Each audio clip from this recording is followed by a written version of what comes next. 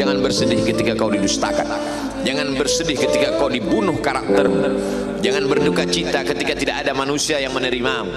Karena sesungguhnya itu hanyalah cara Allah menguatkan hatimu, karena Dia ingin mengangkat derajatmu, menempatkan di tempat yang terpuji, memperlihatkanmu sesuatu yang tidak pernah Dia perlihatkan kepada manusia yang lain. Dia buat hatimu hancur berkeping agar tidak lagi ada tempat makhluk dalam hatimu. Yang ada hanya Allah semata. Ma fi qalbi ghairullah. Pada saat itu mentalmu sudah kuat, layaklah engkau berada di tempat yang terpuji.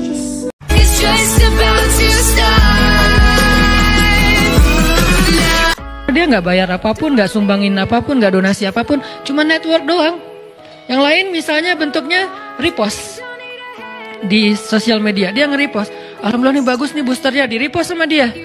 Maka sebanyak orang yang mendengar nasihat itu lewat repostan dia dapat pahala sebanyak itu.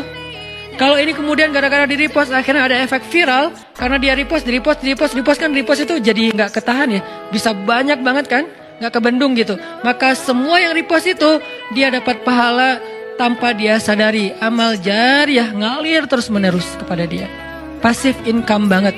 Dan itu baru freedom spiritual. Kenapa freedom spiritual? Dia nggak beramal, tapi pahalanya ngalir kan gitu kan ya. Kalau Anda sedang punya persoalan yang anggap Anda kecewa, jangan larut dalam kekecewaan. Perangi perasaan yang tidak baik. Boleh jadi yang Anda anggap tidak suka, ada kebaikan di dalamnya. Yang Anda kejar-kejar, justru ada hal yang tidak baik di dalamnya. Kenapa? Karena Allah tahu masa depan Anda tidak bisa baca masa depan. Ini yang baik di masa depan Anda.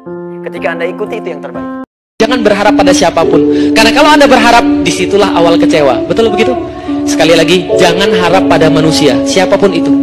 Jangan harap pada saya. Jangan harap pada asatidz. Jangan harap pada pemimpin, siapapun itu. Karena yang harus Anda harapkan hanya, karena begitu Anda harapkan manusia, Anda pasti akan nanti sedih. Anda pasti akan kecewa. Orang kalau mau jadi lebih baik dalam kehidupan, perbaiki sholatnya. Semakin Anda memperbaiki sholat, maka Allah akan memperbaiki kehidupan Anda. Semakin antum menjaga sholat, maka Allah akan menjaga kehidupan Anda. Surat Toha ayat 132. Apalagi dalam urusan rezeki itu. Kata Allah, wa'mur ahlaka bis salat, dan perintahkanlah kepada mereka untuk salat. Fastabir 'alaiha, dan bersabar-sabarlah dalam salat itu. Kalau salatnya sudah benar, salatnya sudah baik, la nas'aluka rizqan. Jangan pernah bertanya tentang rezeki. Kenapa? Nahnu narzuquka, kami yang akan menanggung rezekinya. Yang menyebabkan kita stres, yang menyebabkan kita putus asa adalah karena kita menggantungkan segalanya kepada makhluk, kepada kekuatan, kepada ilmu, kepada aset, kepada tabungan, kepada teman, apapun itu makhluk Allah Ta'ala. Kita melupakan Allah Subhanahu Wa Ta'ala, pemilik makhluk tersebut. Sedangkan Allah telah mengajarkan kalau kita pengen lepas dari semua kesusahan, maka sejak awal mintalah tolong kepada Allah, bergantunglah kepada Allah, jangan lepas dari Allah Subhanahu Wa Ta'ala. Tidak ada yang tidak mungkin, tidak ada yang mustahil, semuanya bisa dengan izin dan pertolongan Allah Subhanahu Wa Ta'ala. Kalau kamu sedang capek, kamu sedang ada musibah, kamu sedang lelah, sabar. Nanti kalau sudah pulang, semuanya akan hilang. Memang dunia itu tempat capek, karena memang tempat beramal. Sholat di dunia, kerja di dunia, puasa di dunia, baca Quran di dunia. Kenapa kita kerjakan? Supaya cari bekal untuk pulang ke akhirat. Nanti kata Allah kalau sudah pulang semuanya akan hilang. Jadi tenang aja teman-teman. Capek cuma sebentar. Capek cuma sebentar. Olah, gak apa-apa. Namanya juga dunia. Dunia itu memang tempat capek. Kalau nggak mau capek ya pulang.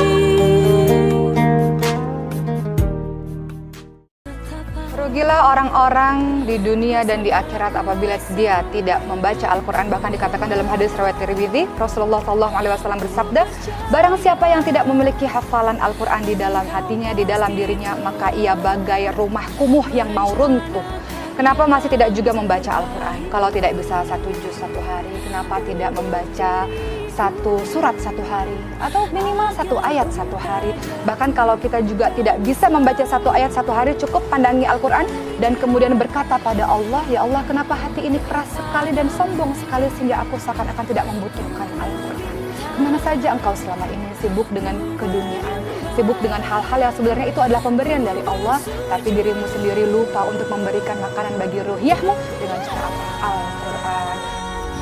Jumat yang benar itu kata Allah, bukan Jumat yang sekedar datang untuk formalitas, datang untuk sekedar duduk, mendengarkan khutbah, kadang-kadang mengantuk, bahkan ada yang tertidur lantas pulang begitu saja. Bukan itu yang diinginkan kata Al-Quran. Bukan Jumat seperti itu kata Allah yang didambakan. Fas'au ila dzikrillah. Sekian pekan kita menunaikan Jumat, ratus dan ribuan kali. Tujuan utamanya zikrillah. Zikrillah. Zikrillah.